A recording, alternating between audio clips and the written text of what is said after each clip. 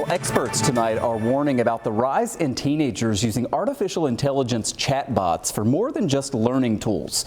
A new study found 70% of American teenagers have used a chatbot at least once, and nearly 3 in 10 of them said they use them, quote, almost constantly.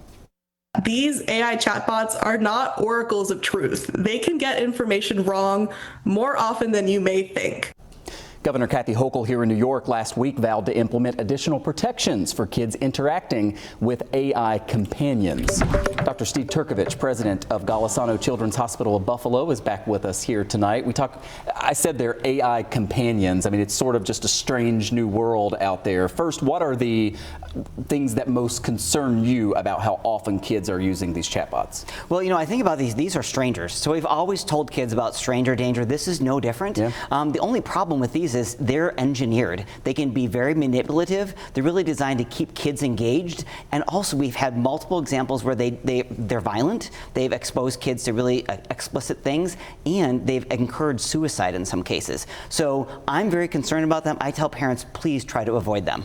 And so that leads me naturally, if you're a parent who's watching, who's like, first of all, I don't even know what my kid is doing all the time, right? A lot of teenagers have phones. You can't track everything. What is the best way to try to stay on top of this and to discourage the use? Well, you always want to have a conversation with your kids, and the best way to open up is ask about their friends, because now you're not asking them personally, which sometimes can put them on the defense. Just say, hey, have you heard about this? Are your friends using this? That opens up the conversation, and then you can go into those dangers that, these are not real relationships. They can lead to depression and make depression worse, and then worst of all, you can open them up to these really dangerous things like suicide, violence, and explicit content. Finally, I know there is this sort of debate across the country. You want to make sure there are safeguards in place for teenagers, for children. On the flip side of it, you have folks who say, freedom of speech, First Amendment protections. How do we find that balance, and where does the medical field stand on government intervention in all this? Well, teenagers are really trying to learn their way, and you really need to give them some really strong guardrails. That's where the government comes in.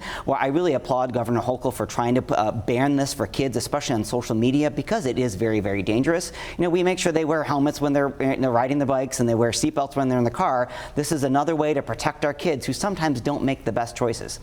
No doubt about that. Dr. Steve Turkovich, president at Golisano Children's Hospital of Buffalo. Thanks for coming in. Thank you.